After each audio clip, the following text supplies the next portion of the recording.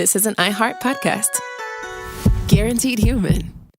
With no fees or minimums on checking accounts, it's no wonder the Capital One bank guy is so passionate about banking with Capital One. If he were here, he wouldn't just tell you about no fees or minimums. He'd also talk about how most Capital One cafes are open 7 days a week to assist with your banking needs. Yep, even on weekends. It's pretty much all he talks about, in a good way. What's in your wallet? Terms apply. See CapitalOne.com/bank. Capital One, N.A., member FDIC. Work can be a little weird. Cringy training seminars, coworkers who won't stop talking about their plant, forgetting the mute button at an inopportune moment. We have to deal with a lot on any given workday. Sometimes it can feel hard to thrive and move forward in your career. Well, that's where LinkedIn comes in. LinkedIn helps you get ideas and insights from experts in your field, connect with people professionally, grow your network, and access tools designed to help you find the right fit for your next role. Whether you're just getting started, figuring out your next move, or looking to accelerate your career, LinkedIn is built to support you at every stage. Because LinkedIn is the network that works for you. Visit linkedin.com/knowstuff to learn more.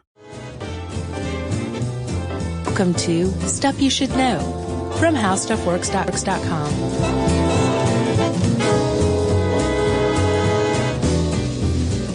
Hey, and welcome to the podcast. I'm Josh Clark, and Charles W. Chuck Bryan is with me. He's got his glasses on, he's got his hair shorn, his fingernails are chewed down to the quick. He's ready to go. I was hoping we could open the show with La Cucaracha playing in the background. Go ahead. Well, oh yeah, we can't. I don't know if we can or not. Well, we probably can't. No, there's no way we can. Well, hold on. Let's hum it. We could probably do that, right? That's lame. People, just imagine in your heads that you're sipping a margarita and some mariachi band is playing La Cucaracha right now. Not to be confused with tequila. No. Which is similar. No. I always confuse the two. Really? Well, not when I hear them, but like if I think of La Cucaracha, like I often think of Pee-wee dancing on the bar. Right. Then I'm like, oh yeah, that's tequila. Right. But you know what La Cucaracha is about? I assumed cockroaches, but probably not. No, a cockroach who's lost one of his legs and is having a hard time. Oh, really? Yeah. Just found that out today. I did not know that. Look at me. Learning. I didn't either until like just a few hours ago, Chuck. I was once like you. Naive to the way of La Cucaracha. Right. All right, so we talked about La Cucaracha as you'd hoped. You feel good? Yeah. Have you ever seen the X-Files episode with the cockroaches? I don't know. Oh, it is perfect. It's one of the top 5, and it's not even like a part of the canon. Yeah. Part of the bigger picture ones. It's like its own thing. Yeah, they have a name for those episodes. I can't remember what it's called. But like when it's just about a shapeshifter and it has nothing to do with the overarching conspiracy. Yeah, it's one of those. Yeah. And it was just about cockroaches and a cockroach infestation that may or may not exist. But at one point, like, it's getting really, like, the cockroaches are everywhere and, like, everybody's starting to go a little crazy and all that. Uh-huh. And they digitized a cockroach, like, crawling across your TV screen. Like, obviously not part of the scene, and it looks like it was on your screen. So, like, oh, wow. Now it looks like there's a cockroach in your house. Oh, that's awesome. It's a good episode. Yeah, I was late on the X-Files. I didn't watch it when it was out. And then when I moved to New Jersey, they started doing reruns. And Justin, I was living with at the time, was like, "You never watched X-Files?" I was like, "No." And then it was on every night. So I watched the crap out of it. Did you see the Charles Nelson Riley one? Where he's like an artist. It's Jose Chung's From Outer Space. I don't remember that. Where like Jesse the Body Ventura and Alex Trebek are in it. Really? I didn't. Oh, Chuck. I must not have seen them all because I was catching them in reruns. You didn't see like some of the best ones. All right. Go watch those two. Okay. I know you have access to them. All right. Okay. Done. So, we're talking cockroaches here. That's right. Apparently also Jesse the Body Ventura. Yeah. Did you know, Chuck, that cockroaches are extremely clean insects? Well, we said the same thing about vultures. They are personally clean. Apparently, they do track a lot of germs, spread disease.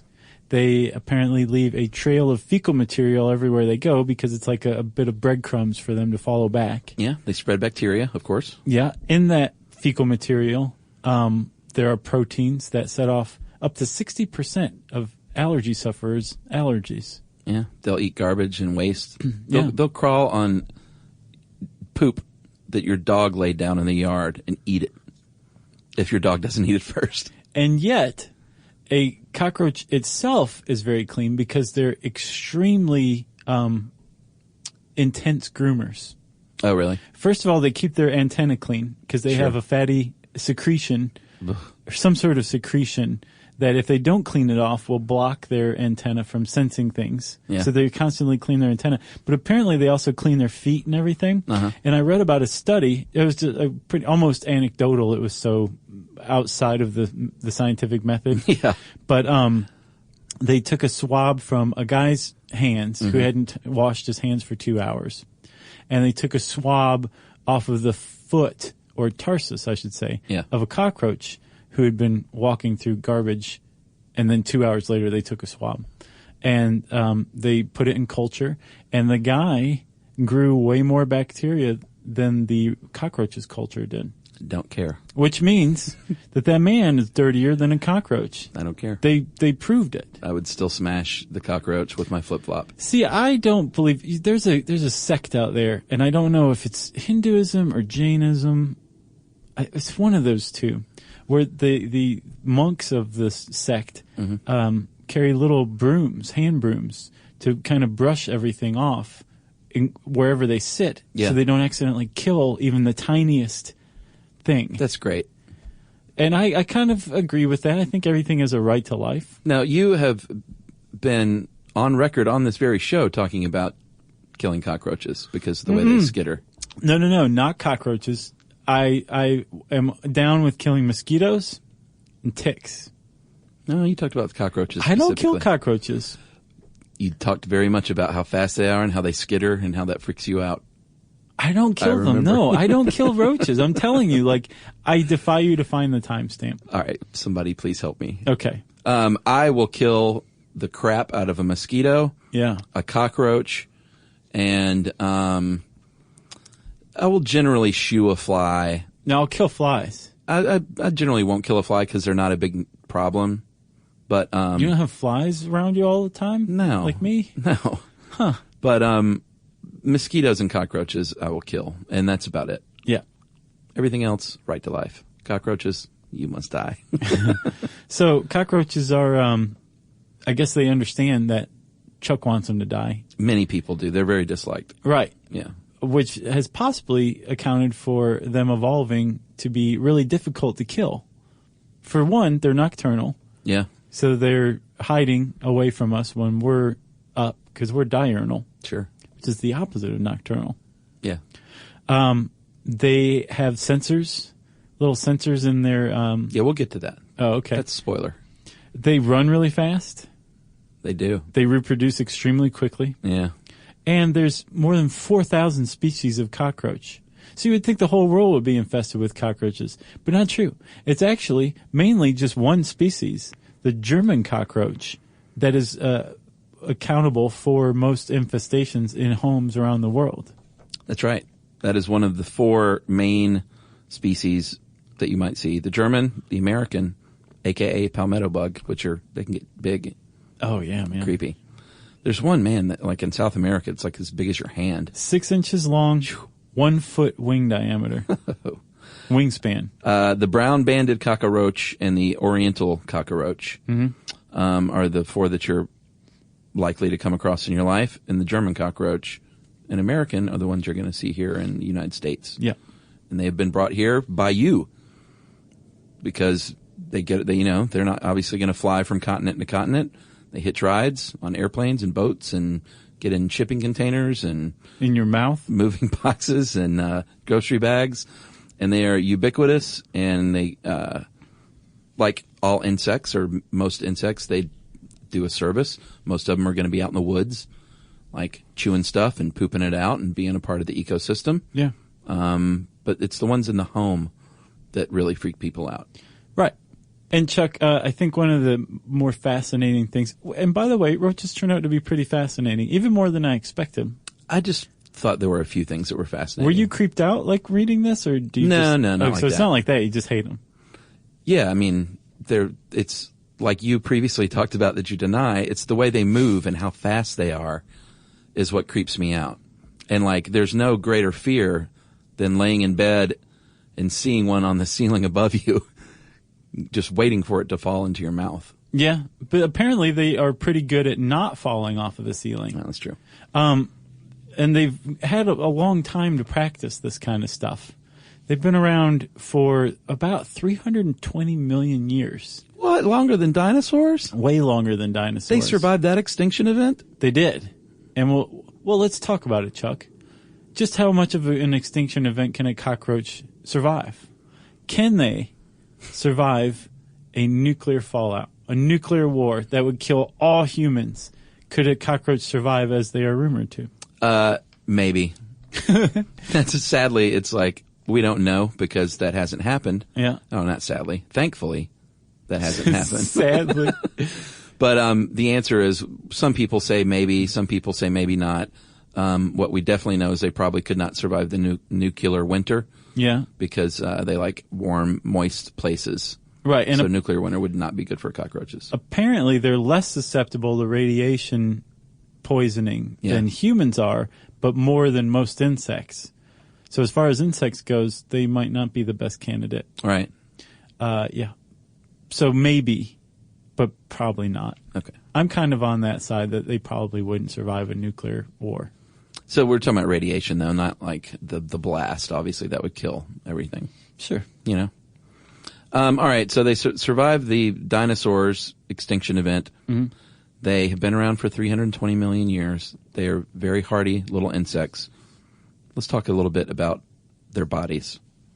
Their creepy little crunchy bodies. So most of them are between half an inch and 2 inches long. Yeah. They're brown or black usually. Yeah. And that length is minus their antenna. This is just their body size. Sure. You don't count the antenna. And their heads point downward, like as Tracy Wilson, who wrote this article, points out, almost as if they're built for ramming. Yeah, or just searching for stuff. You know, that's another way to look at it. The males are the ones that have wings. Females may have wings, but they're vestigial wings. They can't fly with them. Males can fly. Not very well, though. Which makes them even more horrific when a palmetto bug, a big one's flying at your face. Because he has no control. Right, exactly. Yeah. Oh, man. It's sort of like the cicada. Like I don't think their wings were made for flying, but if they jump off of something high, they can help them a little bit to glide, perhaps, and not like hit the ground as hard. Right. Short distances, basically. And they're insects, which means that they have three main body regions: the head, the thorax, and the abdomen. They have an exoskeleton that they molt as they grow, and they molt a number of times depending on the cockroach species. Yeah. Over the course of a couple of weeks or over the course of a couple of years, and their lifespans also are in step with that molting schedule. Yeah. But a cockroach will molt several times over its life before it becomes an adult. Yes, and when they molt, it's the same thing as when they're born. They're going to look white, and that's probably kind of creepy looking. I've never seen a molted cockroach. It's like a skinless cockroach. It's like the lady in Hellraiser before she fully gets all of her skin. Right. And they're pretty susceptible to injury and death, obviously, when after they've molted. Before bursicon, which is a hormone, makes their exoskeleton hard and dark once again. Then they have their little armor, which is no match for a flip-flop, by the way. They can regrow lost limbs when it molts, which is pretty cool. Mm-hmm. And they can even put molting off for a little while in order to regrow a lost limb. Right. In their head, let's go over their head. They have eyes and their antenna, which we've talked about, which we'll get into more specifically.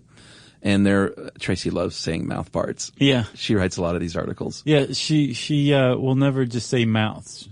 It's always mouth parts. It's not a true mouth, apparently. It's a mouth part. Yeah. They do have brains, by the way. And the brain is in the head, but the brain is not like a human or a mammal brain. It's not connected to a big central nervous system or anything like that. Right. There is a central nervous system, but it's not in the head. There's it's some sort of ganglia, that allows the roach to continue living for up to a week after it loses its head. Yeah, this is a pretty good roach fact. Okay. I think. Okay. So you can cut a roach's head off. Yep. And it will live for a week and do all the normal things that a roach does for a week. And then when it finally dies, it dies because of thirst. Yeah. Yeah, because they actually breathe. They don't breathe through the nose and mouth. They breathe through their sides. There's little holes in their side called spiracles. Yeah. And trachea tubes deliver the oxygen to the organs and tissues through their sides. So there's, cut off the head and it just dies of thirst. Yeah. Which is my new favorite game. Yeah. Actually, that's not true, because that's like future serial killer stuff. It is. Like you torture cockroaches and you torture animals and you torture humans. Yeah. That's Once like you've moved on to progression. chipmunks, it's probably you're beyond the point of no return. You're a bad person. Jeffrey Dahmer tortured animals. Oh, yeah. He would lay down and, he would come across a dead deer in the forest and, lay down with it and spoon with it. That's like Johnny Depp in Dead Man. Did he do that? He did the exact same thing. Oh, well, maybe he was a serial killer. I don't think he was. No. He was a killer, but not a serial killer. That just shows how messed up Dahmer was, though, man. Yeah. To, that was a connection to him, was, holding this dead animal. Mm-hmm. Whew.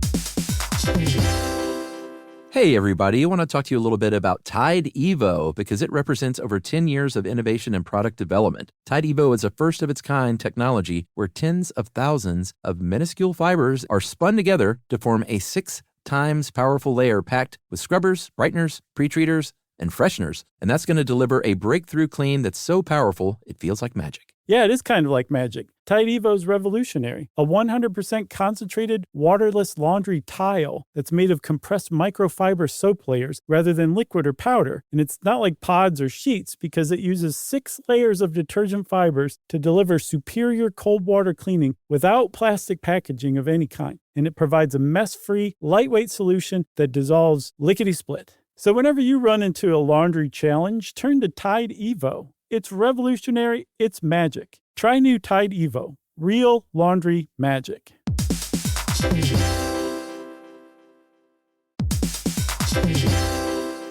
You know, it's hard to believe that the first phone call ever happened over 150 years ago. Just think about that, Chuck. Yeah, it was a long time ago. And I'm Gen X, so I grew up talking on the phone with my friends in high school and stuff, and it was a really fond memory. And over all these years and all these phone calls, AT&T has been there, connecting people in meaningful ways. And this is more than a story of technological innovation. It's a story of human connection. That's right. Over that 150 years, there's been a lot of connection with people, whether it was me in high school or family connecting with one another long distance or those long distance relationships. And AT&T has been there for it all. Connecting changes everything. AT&T.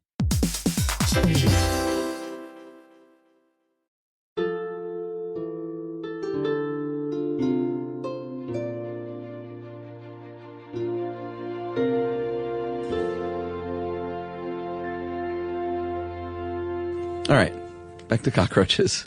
So that's the head. Yeah, let's talk about their eyes. Their eyes are compound eyes, so they see the world in a mosaic. Like a fly? Like a fly. All right. So we talked about their eyes. I actually asked Tracy today, I was like, you wrote a bunch of insect articles. Yeah. Didn't you ever get sick about talking about the head, the abdomen, the thorax? Mouth parts. The mouth parts, the legs. They're all the same for insects. What'd she say? Oh, no, they're not. They all have they're all the same, but they all have different little adaptations that make them different. I was like, how did you not get tired of it? Huh. She said she was fascinated the whole time. She said Xanax. That's Tracy. Amyl nitrate. That's Tracy of Stuff You Miss in History class, by the way. Yeah. Plug. Xanax. So we talked about the antenna. They are movable, and they are known as antennal flagella. And they're actually tiny little hair-covered segments. And it's thicker where it attaches at the head, and it gets thinner and thinner and thinner until it's just like a human hair almost at the end. Yeah. And these things sense... they smell sort of, right? Yeah, they basically, I guess, sense pheromones. Yeah. There you have it. They sense pheromones. They pick up odors. I think they're pretty finely attuned to the environment. Yeah, but that's really how they're getting around. Yeah. Right. Even though they have eyes, isn't the antenna really the secret? I believe so. Okay. Chuck, you want to talk about mouth parts? Yes. They are a lot different than mammals, as Tracy points out, but they do have parts that sort of are akin to how mammals' mouths work. For instance, there's a labrum and labium, and they form the lips. Right. Mandibles, there's 2 of those, and they cut and grind things like your teeth might. Which is very important because roaches eat literally anything. Yeah. And sometimes that's like wood and other stuff Yeah. that like they shouldn't be able to eat, but they can. That's right. Go ahead.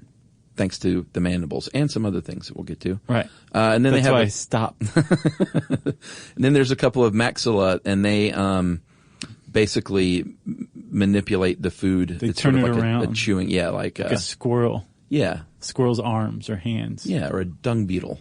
Yeah. The thorax, which is one of the body parts, one of the 3 pieces of the body, and that has the 3 pairs of legs and the wings, and the legs are so named after the part of the thorax that they're attached to. Right. So you got the pro, the meso, and the meta. Yeah. So the pro is closest to the head, meso, middle. Yeah, the pro are like the brakes, apparently. Right. And the pro, they just do stopping. Yeah. The middle ones can make the roach go forward or backward. Mm-hmm. And then, so that's the mesothoracic legs. Then the metathoracic legs, the ones in the rear, are the ones that propel the roach forward. Yeah. And here's another good roach fact. You take this one, man. It is awesome. They can move about 50 body lengths in a second. Which is up to 3 miles an hour. Sounds very slow to us. Yeah. But think about this in roach terms. That's right. If that were a human being, that would mean we would be running 200 miles an hour. Yeah. That's why they look so fast, is because they are. They are fast. Now, like to us, 3 miles an hour is not that much. That's but a very slow walk. That equals 200 miles an hour in reality for us. Yeah, and part 2 of that roach fact, which I think is just horrifying, when a roach runs really, really fast, sometimes it gets air and just is basically running on its back legs only. But the other legs are still moving, so that's just like my worst nightmare. Yeah, they're coming after you. Yeah, exactly. Man. So the 3 pairs are all built the exact same. They all have the same parts, but they are different lengths. They function slightly differently. Yeah. But they all move the same way. It just depends on, what the roach wants to do. Like we said, the prothoracic legs act as brakes. Yeah. The mesothoracic can move it forward or back, and then the meta push it forward. And they apparently move like pogo sticks. Yeah.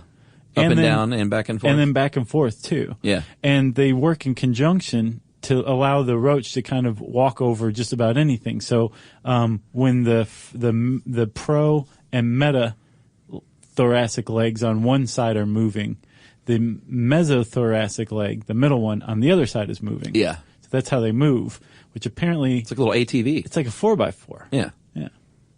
Look at that. She also points out that there are the parts of the leg you can sort of approximate as if it were a human. Yeah. They have a trochanter that's like our knees. Femur and tibia resemble our thigh and shins. And then they have the tarsus, which is the ankle and foot. Right. And the tarsus is hooked in a roach, which allows it to walk on the ceiling over your head. Most frightening thing ever. And on walls. Sure. And when a roach is on the ground, it runs very quickly. But when it's on a ceiling, it moves much more methodically because it doesn't want to fall. Oh, I'm upside down. Yeah. If 3 miles an hour equals 200 miles an hour to us, yeah. Imagine what a 10-foot drop equals to a poor little roach. Well, not enough because it lands, flips itself over, and then runs away again. But it's humiliated. That's true. 27 times per second, these legs can move back and forth. So these are fast little boogers. Yeah. Which is why you previously talked about hating them because they were so fast and scary. I really, I don't. Oh, I'm going to find it. Okay, I'll bet I didn't say I'd kill them. I've long advocated for roaches' rights. All right, so now we're at the abdomen. They do have a heart. It is tube-like in structure and does move blood along, but it does not carry oxygen around. So, A, the blood is not red, and B, they move oxygen and blood around in other ways. Right. Through basically empty spaces called hemicoles. Yeah. It's pretty much the absence of a fact there. Yeah. Well, the aorta carries blood around to the organs, But yeah, she says the blood just travels through these spaces, Right. essentially. And then rather than having to worry about like a spare tire or something like that, Oh, like a fat belly? right? Yeah. They have a actual fat body. Yeah. And it's just this little area where they store all the fat in their body. Yeah. Very smart. I have that same place. It's between my chin and my waist. Yeah. I guess they do have to worry about a spare tire. But Yeah. it's a very specific one, Yeah, that's true. you know? Okay. So let's talk about digestion. The digestive system is in the abdomen, and it's really not super unlike, it's just like a simplified version of our own or any mammal's digestive system. All right. But like you said, they can eat things like and digest things like wood and cellulose. So they do need some help from specialized parts. Yeah. One of which is called a crop. Right. That's it basically holds the food while a part behind it, a toothy section in the digestive tract. So gross. That is gross, and it's equal to like an octopus having a beak. Oh, yeah. Crushing beak. Ugh.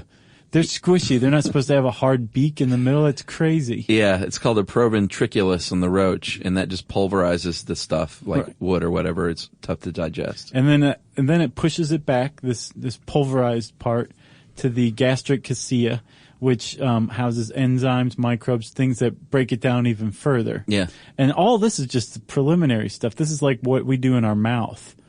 All this is going through this process in a roach before it even gets to the part where it starts to digest. Yeah. Man, this is sort of gross, like the digestion one was. We haven't said the word bolus yet. No. Well, we just did. And then the cerci that we talked about earlier, these are the, it sort of looks like short little antenna sticking out from the butt area on each side. Mm-hmm. And this is what allows the roach to not get, like whenever you go to get that flip-flop and you rear back and go to hit the roach, and as you're coming it just like darts out of the way. You're like, how did it know? How did it know? It's because the cerci, they pick up on airflow, and they can actually feel and sense that shoe coming. So if you're into killing roaches like me, you have to be swift and stealthy. Come at it hard and with vigor. And with I guess a paddle that has holes in it. Cut down air. Hey, maybe so. Drag. You might be onto something there. Oh no. You invented Sharknado. So the roach paddle. So I guess so that's a roach. That's the roach's body. Let's talk about reproduction. Hey. Because they do reproduce. Depending on the species, I believe the German roach can produce something in the order of like 80,000 offspring. Is that correct? No, way more than that. The German produces the German cockroach and its offspring will eventually produce about 300,000 per year. So a mother and her kids. Yeah, like that. The family tree from that one cockroach will eventually number 300,000 in a year. Right, but think about this. Then one of those kids and then her offspring will be another 300,000. No, I think that counts. I think that's the whole. Okay. Well, then one of those 300,000 will have more kids and another 300,000. It goes exponentially, kicks in somewhere. Exponentiality kicks in at some point. Yeah, and American cockroaches only produce about 800 babies a year. So I got something from, believe it or not, the Orkin website has a lot of really good scientific information. I saw that. Did you go and look at it? Mm-hmm. And they talked about female courtship. They begin courtship, it says, by raising their wings and exposing their internal membranes and expanding their genital chamber. Hey, boys, check out my internal membrane. Exactly. My genital chamber is wide open and ready. I'm going to release a pheromone. Hey, man, this is science. This is science. They release the pheromones to attract males, and that's the calling position. And then the males that pick up on these pheromones approach the female. They flap their wings a little bit to say, hey, I like what you got cooking there. And then mating commences, it says, when a male cockroach backs into a female cockroach and deposits sperm. So little like, it's from the rear to the rear. You know what I'm saying? Let's go back to reproduction. Yeah, we used to be really good at stuff like this. And by the way, wasps will actually, this is just a side note, wasps will actually sting cockroaches and lay eggs inside of a cockroach. Yeah. Like, baby wasps can be born out of a cockroach body. Right, they incubate in the roach, and I guess probably eat it alive from the inside out. There's a movie. I'm just going to start saying that about everything. Right. So there's a couple ways that a mother roach, once her eggs are fertilized, can produce offspring. And a couple of them involve something with one of the worst words ever, in my opinion, the ootheca. Ootheca. Yeah, the Utica. You never been to Utica?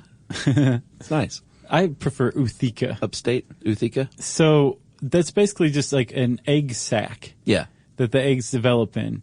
And it can either be inside the mom, which makes her ovoviviparous. Ovoviviparous. Seriously. That's the word. Yeah, ovoviviparous. Paris. Or it can be on the outside of her, which makes her oviparous. And if it's oviparous, then she can just kind of like abandon the sac. Yeah. Cover it up with some newspaper or something like that. Sometimes. And say, good luck. Or some of them, it depends on the species, carry that around with them and then actually care for the young after they're born, like right. a good mom should. And then there's viviparous, which is basically like eggs developing in fluid, like in a human. In the uterus. And in ovoviviparous and viviparous. Yeah. Are you confused yet? No. Imagine following along with just your ears. I know. Of this I'm looking at words, so it helps. The eggs are born, or the young come out live. Yeah, they actually give birth to little baby cockroaches. Right. So, like we said, the German cockroach can produce 300,000 offspring. The German cockroach and her offspring. Yeah. Can produce 300,000 cockroaches in a year. And then the Americans, 800. Yeah, it's not many. And we talked about nymphs. Apparently, the nymph, when it's born, is fleck of dust size, maybe. Oh, really? Very, very small. And there's a bunch of them, don't forget. Yeah. So, and they're white. They're waiting to molt. They're very... easy to kill. Yes. And if you're a common centipede, you love to eat these things. Yeah. Imagine seeing that on a microscopic level. A centipede eating baby cockroaches. Yeah. There's a movie for you. That's also, here's another good roach fact is some mothers that care for their offspring after birth, some of them just, either dump the ootheca or they just have the babies and leave. But some actually raise their little babies, and scientists believe that the offspring actually recognize the mother. Yeah. I don't understand why that's so hard to believe. Well, because it's an insect, man. It just seems like a very mammalian, or not even mammalian, just like it doesn't seem like something from the insect world. It like gives them a heart that I previously didn't believe. I know. Yeah. Up with cockroaches. I don't know. It just puts a face on them that I never really considered as I smashed them. Right. Because you can't see their face. That's right. And cockroaches, if you want to make them a little more human-like, a little more personable. Okay. Give them a little hat and a cane. They're social. Oh, yeah. They're related to termites, it turns out. And actually, I read a fascinating fact. I read one of the best magazine articles I've ever read in my life. And I've read a lot of magazine articles. Yeah. In the most recent issue, I believe it was, of Harper's. And it's about 10 Ways to Satisfy Your Man? No. It's an article about the early mycologists who discovered, Westerners, I should say, who discovered, I'm making air quotes, like magic mushrooms. Yeah. And in between that time and the time they became outlawed. Right. And then what happened after they became outlawed and how there were all these outlaw, like, fungal experts who all had, like, PhDs and doctorates, but were also, like, might as well have just been bikers growing these huge crops of mushrooms. And there's a murder involved and all that. But it's an awesome article. Check it out. All right. But there's this one fact in there that there's a type of fungus that has evolved to mimic termite eggs so perfectly that it can fool a termite into thinking it's her own eggs. And termites salivate on their eggs. They keep them moist constantly. And this fungus needs to be kept moist. So it'll be kept moist by a termite that thinks this fungus is one of her eggs. Does that fungus then later on kill the termite? Probably. Okay, because that would be, I believe that's irony. Yeah. Even though we've been told we misused that word. Thanks for the ride, lady. Wow. We should do one on termites. Okay, well, I say that because apparently roach eggs need to be kept moist as well. Yes, they do. I don't know. Do they regurgitate on them to do so? Uh-huh. Okay. They salivate on them. Well, another way they're related to termites are they like to hang out together. They like to live in groups. Where they differ is termites actually have, sort of like bees, they have very specific roles in their colonies and a social structure that's very organized. Cockroaches ain't like that. They ain't like that, but they still like to hang out with one another. And they actually make decisions like collectively together on where they want to roost. Right. You know? Which is an emergent system, right? I think so. Is that what that's called? Yeah. Yeah, they've done studies where they found like big, large numbers of cockroaches. If they don't have enough space, they actually divide up evenly. Yeah, into like the smallest number of spaces they can go. Like, well, there's 200 of us, so let's divide up into 3 groups and go to 3 different places. Right. And you guys go there, we'll go there, and we'll go here. Right. And there's always one dude, Well, the stay in odd touch. cockroach out. It's like, what about me? That would be a Pixar movie. Yeah, that's a good one. Mm-hmm. They're also social in that they follow one another, although not necessarily a leader, but I guess whoever they think has the best idea at the time. Collective conscious. Yes. And there was a group of scientists that created something called InsBot, and it is a robotic cockroach, and they coated it with cockroach pheromones and introduced it to a colony of roaches that accepted it. And then they started to mess with the roaches. Of course. They had InsBot lead them out into daylight so that they abandoned their nocturnality. They would wander out in the open following this thing. He got them to move. And he brought them fire. Oh, really? Man, I was like, this is getting good. That reminds me of the, I know I talk about Errol Morris ad nauseum, but Fast, Cheap, and Out of Control is the robot scientist makes robots that mimic cockroaches and other small bugs. That's really neat. And he said one potential application one day is to have to imagine thousands of these that clean things. Like these robot bugs that you own. Well, you just hit a button and 200 of them will dust your television and then go back to their little place. That's pretty neat. Yeah. It's like scrubbing bubbles. Yeah, or like the X-Files when it went across the TV. Yeah. That roach wasn't cleaning anything, though. What's scrubbing bubbles? It's like a type of cleaner. It is? Yeah. All right. Is that a plug? I don't think so. Okay. It was just a free association. All right. So let's say you're like me and not like Josh, and you don't want roaches in your home. I don't want roaches in my home. It's just when I see a roach, I will gingerly pick it up with a paper towel and toss it outside. I'm sure that doesn't injure it at all, huh? It doesn't. Okay. No, I don't squeeze it at all. I just very gently All right, what happens if that roach gets free and crawls up your arm, up your then shirt I go, sleeve? yeah. Okay. But I hopefully am doing it outside. All right, I just want to see where it stops. I'm trying to get feel out your position fully. If it's injured, if I accidentally injure it, I'll go ahead and kill it. Okay. Boy, you're quite the humanitarian or insectarian. I'm an insectarian. So let's say you don't want roaches in your house, which is pretty much everybody. They say the first thing to do is try and seal it off. Yeah. Good luck with that because roaches can fit into cracks that are as small as 1/16 of an inch. Yeah. 1.5 millimeters. And just show me a house that doesn't have, or at least maybe some new houses, you might have some luck. But if you live in an old house like me, there's always cracks. Sure. Animals can get through these cracks. So, if you realize you've got a bunch of cracks, seal them up as best you can. Yeah. But if that's still not doing the trick, they say that you want to go with a bait trap. Yeah. Rather than a spray. Because when you use a bait trap, you become like a pioneer tracker. Sure. You can put the trap somewhere, and if it's not attracting roaches, even though you know you have roaches, then move it you around. need to move your trap. Yeah. And when you move your trap and start attracting roaches, then you can tell where they're coming from. Then you can seal up those cracks. That's right. You come to know the roaches using the traps. Yeah. With the spray, it's just like you're just spraying blindly. Did we do one on fleas or just ticks? Just ticks. We need to do fleas too, because I have battled fleas. Okay. They say don't waste your money on those sound devices. They say those don't work. Yeah. That emit some sound that only a roach can hear. Right. You want to keep your house clean? Yeah, you keep your house clean anyway. Tracy, if you've ever seen The Simpsons where Marge and Homer lose the kids and have to go take parenting class, I saw that one. That's what this paragraph reminds me of. Mop up after every meal. Exactly. Clean and seal all of your food or cover and seal it. Wipe down counters and tables after eating. Sweep or mop your floor after cooking.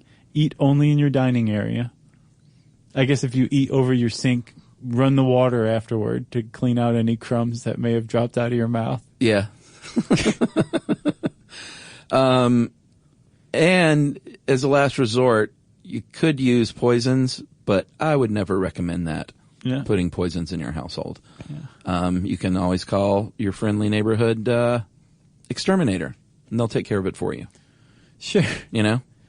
Or you can call an Innsbot, and he can lead all the cockroaches out like the Pied Piper. There are a few natural things, though. Yeah, some things have been shown to work. Yeah. Nepa talc tone. Mm-hmm. It's in 2 forms of catnip. So if you have a cat, you might just kill 2 birds with 1 stone there. A cineole, also known as eucalyptol, and that is in bay leaf. Yeah. And then Osage orange oil. And they don't know what in that is the magic potion, but apparently that works. Yeah. So if you're into natural, you could try some of those things. Just put bay leaves and catnip all over the place. Yeah. See what happens. And orange oil. And you'll never have a roach again. Or you can just clean up your house. I don't see many roaches. It's good. I mean, I'm surprised with the amount of moisture and how old my house is and how, the fact that I eat all over my house and spill things everywhere. Right. Garbage laying around. There's gum stuck to your floor. Yeah, but I don't see roaches much. Yeah. And when I do, I have my friend the flip-flop. I'm sure you do. And coming soon, the roach paddle. Yeah. Yeah. I don't feel as bad because, especially after I saw those reproductive figures, I'm not putting a dent in the roach population. Yeah, I can tell you the ones that you're killing care. I don't know. It's hard to tell with their brains smashed on the bottom of my shoe. Gross, man. Well, if you want to learn more about cockroaches, you can type that word into the search bar at howstuffworks.com, and it'll bring up this fine article.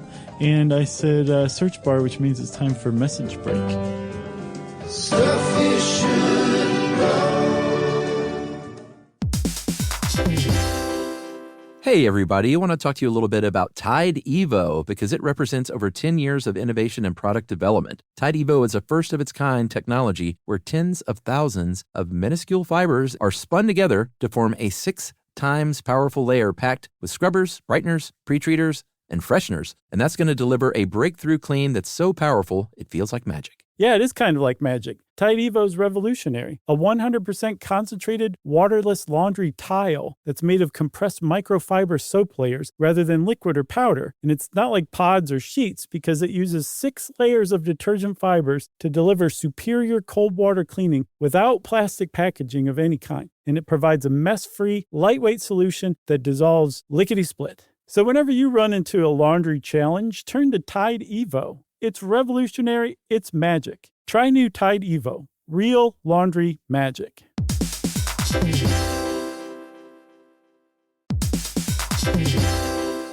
It's hard to believe that the first phone call ever happened over 150 years ago. Just think about that, Chuck. Yeah, it was a long time ago. And I'm Gen X, so I grew up talking on the phone with my friends in high school and stuff, and it was a really fond memory. And over all these years and all these phone calls, AT&T has been there, connecting people in meaningful ways. And this is more than a story of technological innovation. It's a story of human connection. That's right. Over that 150 years, there's been a lot of connection with people, whether it was me in high school or family connecting with one another long distance or those long distance relationships. And AT&T has been there for it all. Connecting changes everything. AT&T.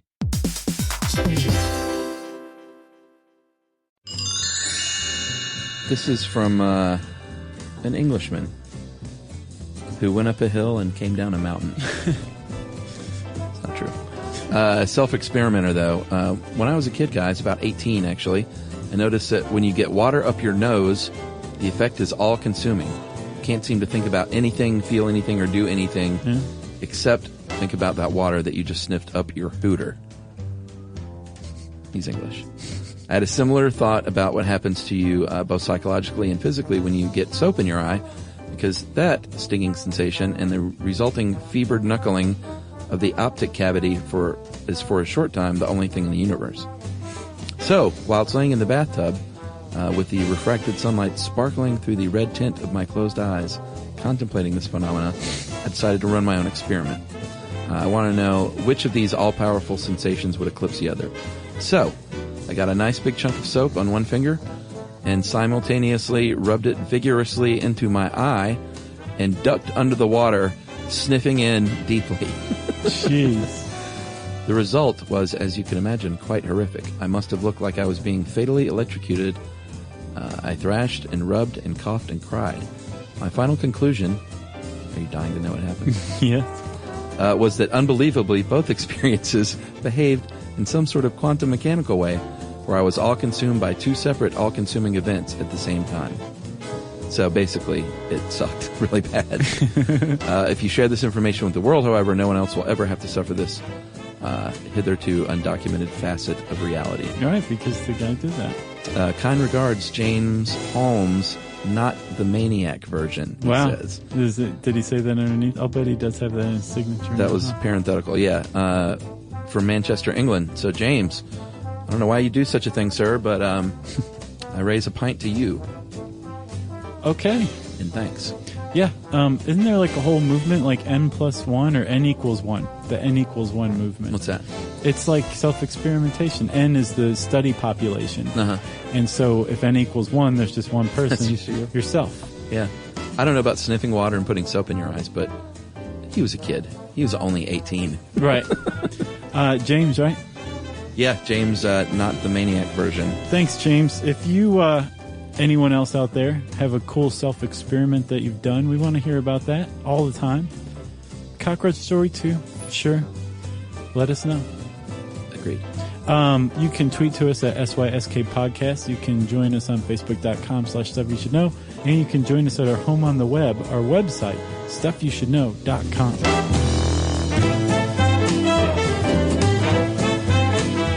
For more on this and thousands of other topics, visit HowStuffWorks.com.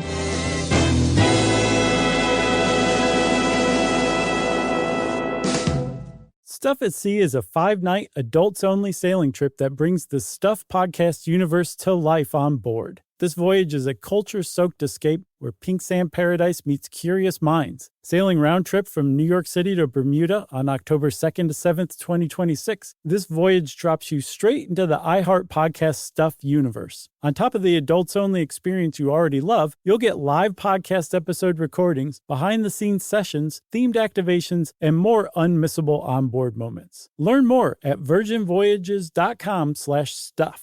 Everyone knows winter is the real mess maker. You don't need WeatherTech floor liners for summer unless you hit the beach and half the beach ends up back in your car, or the campsite dirt ends up in your trunk. Then you'd want a cargo liner, or a road trip goes sideways, lemonade spills, ketchup goes rogue, ice cream drips. Yeah, you'd be pretty happy about those WeatherTech seat protectors. So just to be clear, as the mud you're inevitably going to step in this summer, you don't need WeatherTech unless you plan on doing summer. Visit WeatherTech.com today. This is an iHeart podcast. Guaranteed human.